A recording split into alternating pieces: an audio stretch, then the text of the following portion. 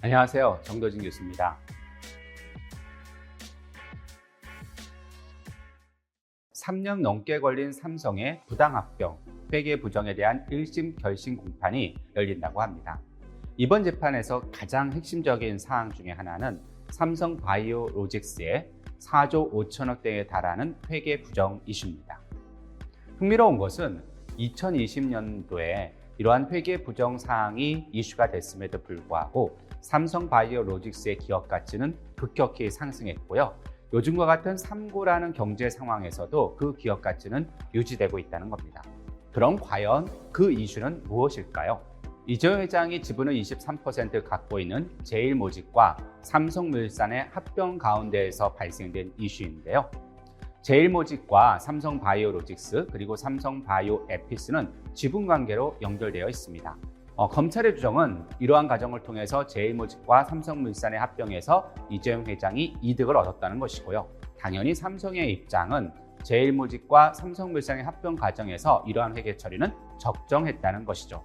얼마 전 KTNG의 연결 재무제표 작성 가운데에서 인도네시아에 있는 종속회사의 포함 여부에 대한 분식회계 이슈가 논란이 됐는데요. 결국은 분식회계의 고의성이 없는 것으로 판결이 났습니다. 또한 옛 두산중공업이었던 두산에너빌리티가 해외에 있는 인디아의 자회사의 해외 사업과 관련된 분식회계 이슈가 여전히 다뤄지고 있습니다. 두산에너빌리티가 실제로 부정회계로 판결이 난다면 그 제재금이 얼마나 될까요? 최대 제재금은 3조 원 따는 부정회계에 대해서 20% 무려 6천억이나 될 수 있습니다.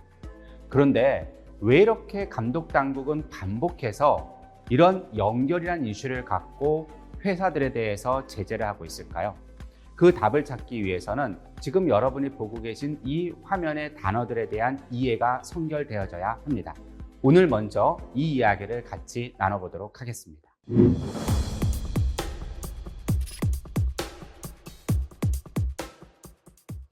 제가 하나 질문 드리겠습니다. 만약 경영자 여러분들께서 이 회사에 대한 M&A 의사결정 또는 투자 의사결정을 하신다면 이 회사에 투자할 의사가 있으신지요? 잠시 화면을 스톱시키고 숫자 한번 확인해 보시겠습니까? 아마 대부분의 경영자 여러분들께서는 당연히 이 회사의 투자에 대해서 좋아하는 마음이 계셨을 겁니다. 우리가 보통 이런 경영 의사결정을 할 때 많이 보는 것이 손익에 있는 영업손익이나 당기순손익을 많이 보시죠. 그런데 보시는 바와 같이 영업손익이 계속 줄어들고요. 회계에서는 과로가 마이너스를 의미하는데 마지막에는 적자까지 보고하고 있습니다. 비록 영업이익은 창출된 그 기간 동안이라도 영업에서 돈은 안 들어왔다는 뜻입니다. 이 기간 동안에 이 회사는 자산이 약 9천억 정도 늘었습니다. 하지만 이미 말씀드린 것처럼 영업손익이나 영업활동 현금 흐름에서 그다지 큰 성과가 없었으니까요.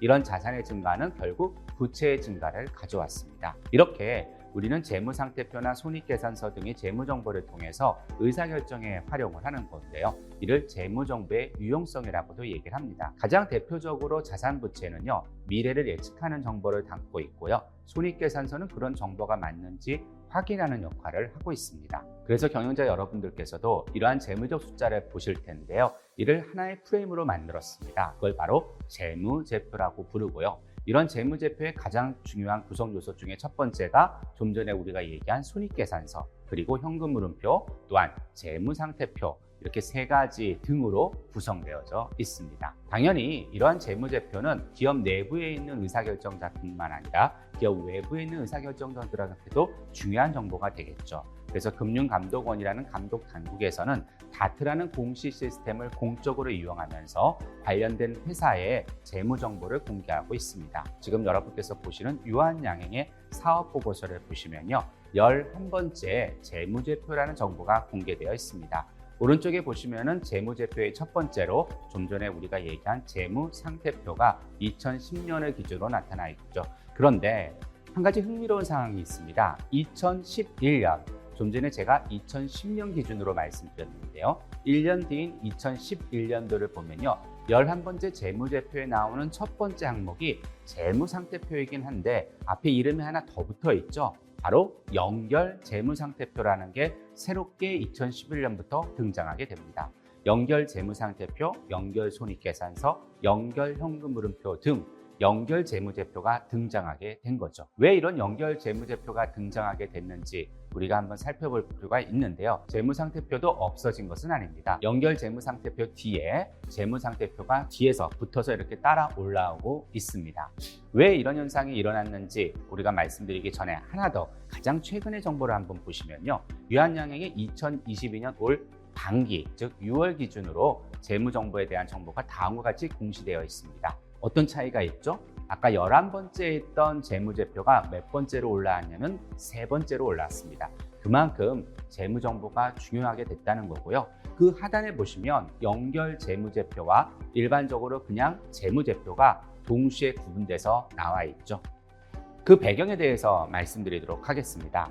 전 세계적으로 회계 기준은 크게 2개 산맥이 있습니다. 미국 회계 기준을 우리가 흔히 US 갭이라고 부르고요. 유럽에서 사용하고 있는 회계 기준을 IFRS라고 해서 국제 회계 기준이라고 부릅니다. 우리나라는 2010년도까지는 미국 회계 기준을 벤치마킹해서 우리만의 자국 회계 기준을 적용해 왔습니다. 그런데 2011년부터 우리나라의 회계 기준이 전면적으로 큰 변화가 일어납니다. 바로 유럽 중심의 IFRS 국제회계 기준을 전면적으로 도입한 것이죠. 이 국제회계 기준 도입은 현재 대부분 우리나라 많은 기업들이 사용하고 있는데요. 예를 들어서 유한양행과 같은 상장 기업들은 의무적으로 적용해야 됩니다. 보시는 바와 같이 유한양행과 같은 상장 기업은 바로 국제회계 기준. 근데 우리나라에서 채택한 국제회계 기준이라고 해서요. 한국채택국제회계 기준이라고 부르고 있습니다. 현재 상장기업, 금융회사, 그리고 상장기업에 관련된 자회사들은 모두 이러한 국제회계 기준에 따라 재무제표를 작성하고 있습니다. 이 국제회계 기준이 우리나라에 미친 가장 큰 영향은 뭐냐면요. 바로 좀 전에 말씀드렸던 그냥 재무제표가 아니라 연결 재무제표로 재무제표의 중심이 바뀌었다는 겁니다. 흥미로운 것은 해외에서 대부분의 국가들은 연결 재무제표만을 공시하고 있습니다. 지금 보시는 것은 미국 감독 당국인 SEC에서 에드가를 이용하고 있는데 에드가에 공개된 애플의 재무정보입니다. 근데 그 앞에 보면은 consolidate가 다 붙어 있죠. 즉 연결 재무제표만 공시하고 있는 것입니다. 우리나라는 2011년부터 국제회계 기준을 전면적으로 도입하면서 일반적으로 사용하던 재무제표가 아니라 연결 재무제표 중심으로 큰 변화를 가져왔습니다.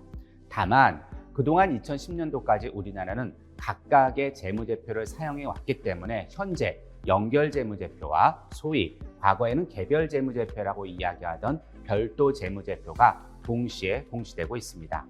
따라서 한국 자본시장에서 이 재무정보의 이용자들은 연결 재무제표와 별도 재무제표의 역할을 이해하실 필요가 있고요. 특히 경영자 여러분들께서는 그 법적 책임을 충분히 인지하셔야 할 것입니다.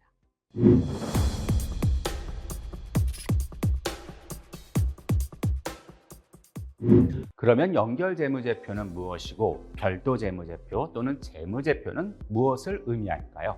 A라는 기업과 B라는 기업이 있다고 가정하고요. 이 A라는 기업이 B라는 기업의 지분의 50%를 넘게 보유하고 있는 상황입니다. 이때 우리는 A기업을 지배회사라고 부르고요. B기업을 종속회사라고 부릅니다. 흔히 일반적으로 자회사라고 많이 부르죠. 지배회사는 모회사라고 많이 부르고요. 근데 이걸 회계 용어로는 지배회사, 지배기업 또는 종속회사, 종속기업이라고 부릅니다. 이 각각의 회사들은 자체적인 재무제표를 만들어서 공시해야 됩니다. 이를 정식으로 별도 재무제표, 약칭으로 그냥 우리가 재무제표라고 많이 부릅니다. 지배회사는 종속회사와 합친 하나의 연결된 재무제표, 그게 바로 연결 재무제표인데요. 이러한 연결 재무제표를 추가로 만들어서 공시해야 되는 것입니다. 그런데 해외의 대부분 선진 자본주의 국가들은 이런 연결 범위 안에 있는 지배회사와 종속회사 중에 한 회사만 상장이 되어 있기 때문에 그 상장된 기업이 연결 재무제표만 작성해서 공시해 왔습니다. 근데 우리나라는 지배회사와 종속회사 또는 종속회사 중에서도 복수로 상장해 왔죠. 왜냐하면 우리는 연결 재무제표를 안 만들어 왔기 때문입니다.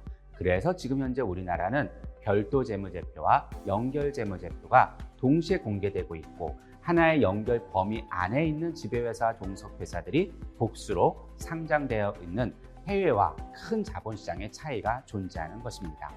그러면 좀 전에 말씀드린 것처럼 이런 지배력은 뭐에 의해서 결정되느냐? 기본적으로 지분율에 의해서 결정됩니다. 우리나라 시총 1위의 삼성전자의 가장 최근 자료를 한번 보시면요. 종속회사가 몇 개 정도 되는지 보이시죠? 200개가 넘습니다. 그런데 이러한 대부분의 종속회사에 대해서 삼성전자는 50%를 넘는 지분을 보유하고 있기 때문에 지배 종속 관계가 형성되어져 있는 것입니다. 이번에는 경영자 여러분들께 질문 한번 드릴게요. SK는 종속회사가 몇 개 정도 될까요? 무려 697개가 됩니다. 올 초에는 572개였으니까요. 6개월 만에 늘어난 숫자도 엄청나죠. 그만큼 SK는 종속회사를 상당히 확장하고 있는 속도가 빠른데요. SK가 종속회사를 보유하고 있는 근거, 이유를 살펴보면요. 역시 대부분 50% 이상의 지분을 보유하고 있기 때문에 지배 종속 관계가 형성되고 있는 것입니다. 그런데 이 주식회사 SK의 가장 중요한 회사가 하나 있습니다. 바로 SK이노베이션인데요. SK이노베이션을 종속회사로 두고 있는 이유는 지배력 기준이 아니네요. 뭐죠? 실질 지배력이라는 이름이 등장했습니다. 좀 전에는 지분율이 50%를 넘어섰기 때문에 지배회사 종속회사가 됐는데요. SK이노베이션에 대해서는 SK가 왜 종속회사라고 얘기하고 있죠? 실질적으로 지배하고 있다, 이렇게 얘기하고 있습니다. 어떻게 실질적으로 지배하고 있는지를 한번 확인해 보기 위해서 이런 재무제표 뒤에는 주석이라는 정보가 보완적으로 붙어져 있습니다. 설명 정보인데요. 그 주석 정보를 한번 살펴보겠습니다. 먼저 주석 1번에 무슨 얘기가 있냐면요. 주식회사 SK가 이런 600개, 거의 700개 가까이 되죠. 700개 되는 종속기업을 종속기업으로 분류한 이유는 자기네가 직접 그 회사들의 지분을 갖고 있는 것만 고려한 게 아니라 나의 종속회사가 종속회사를 보유하고 있는 지분까지 고려했을 때 697개의 종속기업이 존재한다. 그걸 직간접 지분 보유라고 얘기할 수 있습니다. 두 번째가 바로 SK이노베이션의 사례인데요. 현재 SK이노베이션 이외에 15개 기업에 대해서 실질적으로 지배한다고 이야기하고 있습니다. 실질적으로 지배한다는 게 무슨 뜻인가 봤더니요. SK가 SK이노베이션을 갖고 있는 지분율은 과반수 미만입니다. 그런데 상당히 많은, 그거를 유의적으로 많은이라고 표현합니다. 상당히 많은 의결권을 보유하고 있으면서 그 외 다른 주주들은 널리 분산되어 있습니다. 그 결과 주총에서 어떤 의안을 다룰 때 SK의 의사결정이 SK이노베이션에 대해서 절대적인 영향력을 행사할 수 있는 이 경우를 SK는 지금 실질 지배력이라고 이야기하고 있습니다. 주3의 경우에는 이 의결권 있는 우선주가 큰 역할을 안 합니다. 왜냐하면 보통주 지분율도 98%고 의결권 있는 우선주를 고려하시더라도 80%니까요. 문제는 주4와 주7에 있는 정보인데요. 주4를 보면 보통주 지분율은 51%가 넘지만 의결권 있는 우선주가 발행된 것을 고려하면 41%로 떨어지죠. 50%가 안 됩니다. 주7을 보면 보통주 지분율은 0이에요. 그런데 의결권 있는 우선주를 고려했더니 50%가 넘습니다. 따라서 우리는 단순히 지분율을 고려할 때도 보통주만 보면 안 되고요. 의결권이 있는 잠재적인 상황도 고려해야 하는 것입니다. LG는 회계 처리가 매우 엄격하기로 유명한데요. 이 LG 경우에도 종속회사를 보시면요. 사실상 지배 기준으로 종속회사를 두고 있습니다. 아까 실질 지배력하고 똑같아요. 이름을 사실상 지배 기준이라고 표현을 바꿨는데요. 그 이유를 봤더니요. 역시 지분율은 50%가 안 되는데요. 자, 어떤 경우냐? 피투자회사에 대한 힘과 이익에 대한 권리 등을 고려해서 지배력을 보유하고 있다.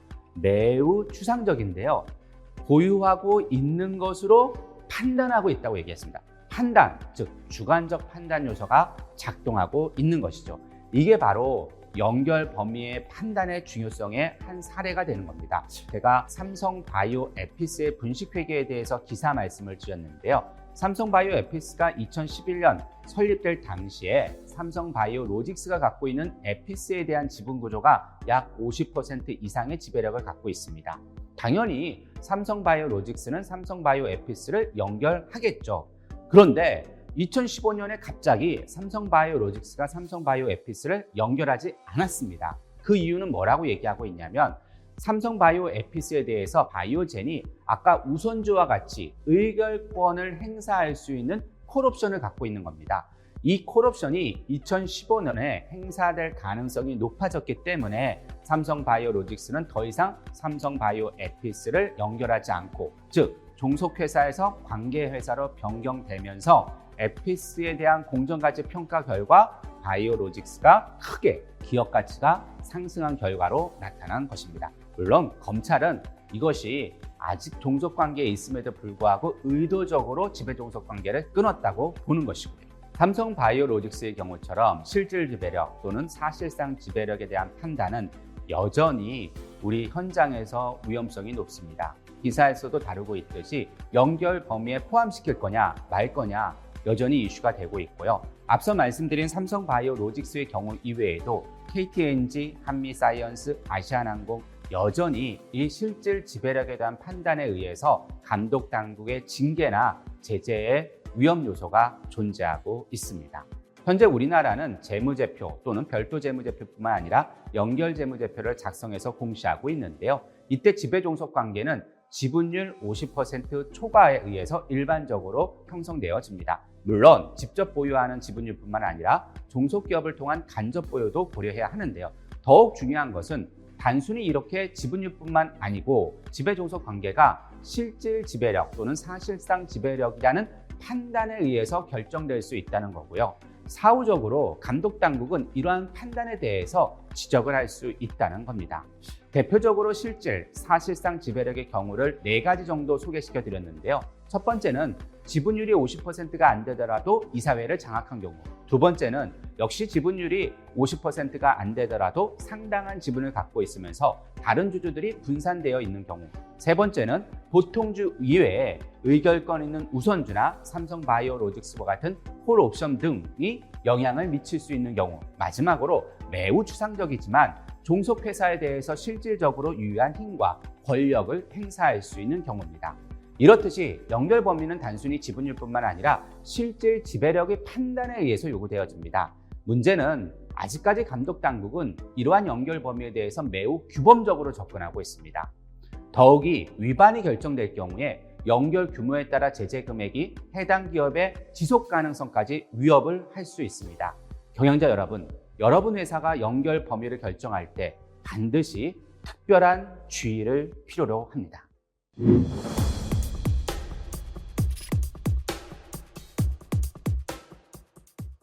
앞서 SK가 보유하고 있는 종속회사의 숫자를 확인해 봤죠. 몇 개였습니까? 697개에 달합니다.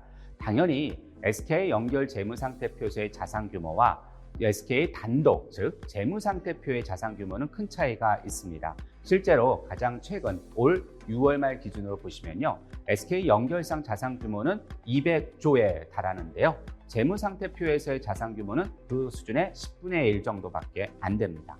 이는 영업이익도 마찬가지입니다. 올 상반기에 반기 영업실적을 비교해 보시면요, 연결 포괄손익계산상 영업이익과 단독인 포괄손익계산상 영업이익은 상당한 차이가 있는 걸 알 수 있습니다. 그 차이는 무엇 때문에 발생이 되겠습니까? 바로 종속회사의 영향 때문에 발생이 되겠죠. SK의 작년 연결 재무제표와 올 반기 연결 재무제표를 보시면요, 총 자산 기준은 200조 가까이 됩니다. 하지만 SK 단독의 별도 재무제표를 보면 28조밖에 안 되죠. 흥미로운 건 영업이익입니다. 작년의 영업이익을 보시면요, 자산 규모가 연결해서 크듯이 영업이익도 6.5조 연결 재무제표상 숫자고요. 별도 재무제표상 숫자는 0.67밖에 안 됩니다. 그래서 아마 경영자 여러분들도 의사결정할 때, 특히 수익성 판단할 때 많이 쓰시는 총자산 대비 영업이익, 영어로 흔히 ROA라고 줄여서 많이 하는데요.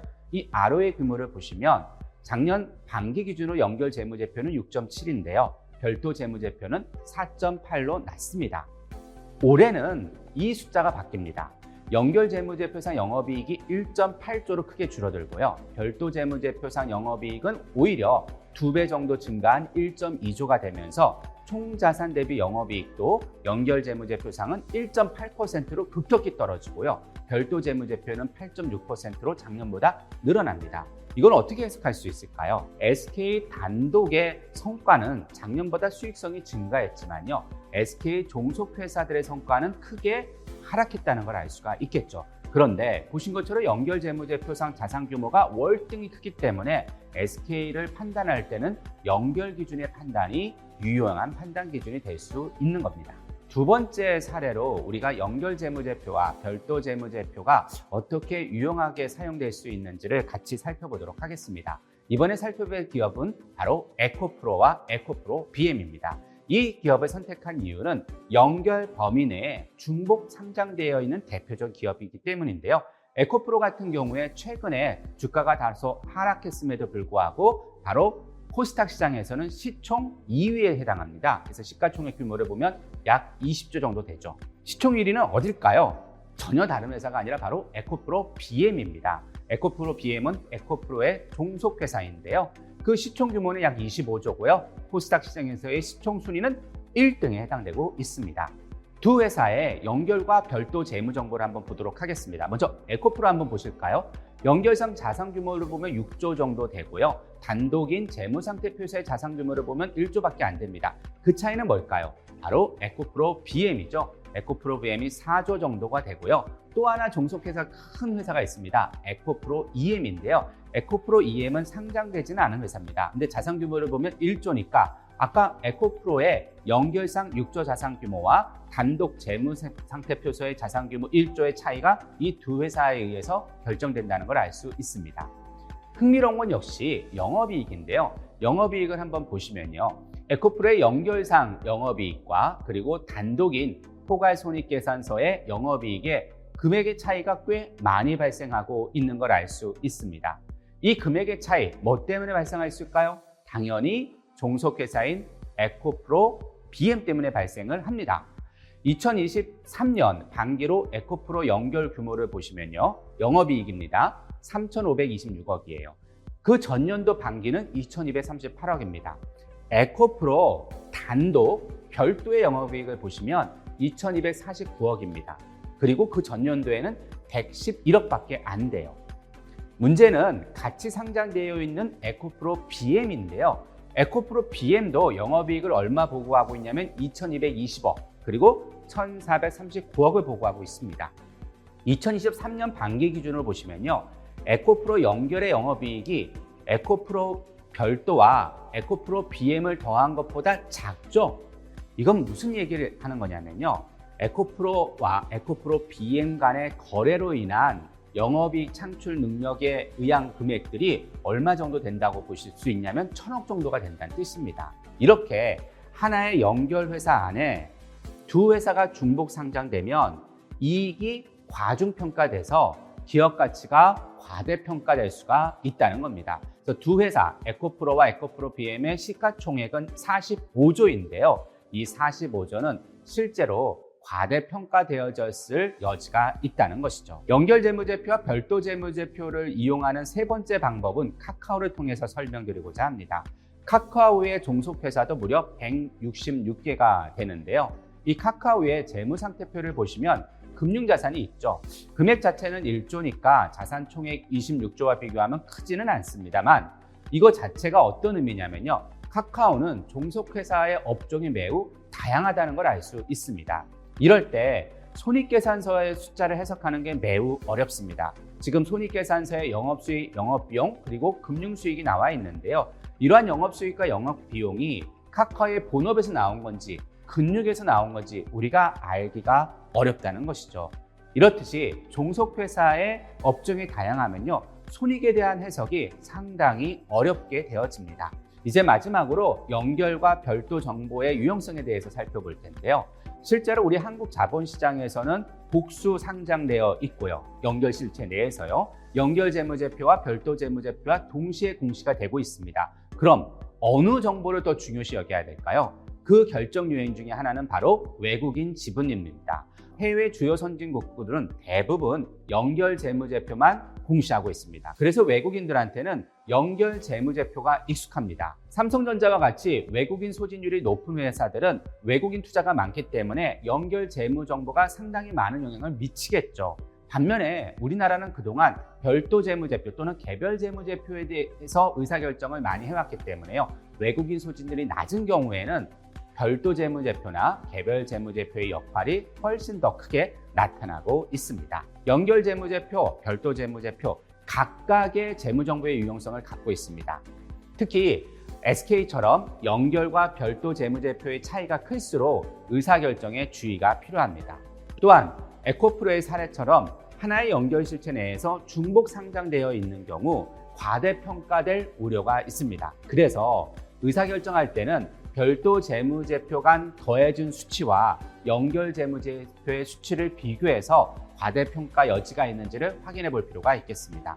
세 번째는 카카오 사례입니다. 종속회사의 업종이 다양하면은 그 연결 재무제표의 해석이 매우 복잡하고 어려워집니다. 이런 경우에는 해당 수치의 실체를 확인하기 위해서 연결 재무제표의 주소까지 꼼꼼히 살펴볼 필요가 있겠습니다. 연결 재무제표와 별도 재무제표의 정보 의존도는 가장 중요한 결정 요인이 바로 해외 투자자의 비중이 되겠습니다. 결론적으로 연결 재무제표와 별도 재무제표 각각 유용한 정보를 제공합니다. 하지만 연결 및 별도 재무제표의 규모 차이나 연결 범위 내 중복 상장, 종속회사의 업종 다양성, 그리고 해외 투자자 비중 등을 고려하셔서 의사결정 시 무엇이 유의해야 될 점인지를 꼭 사전에 인지할 필요가 있겠습니다.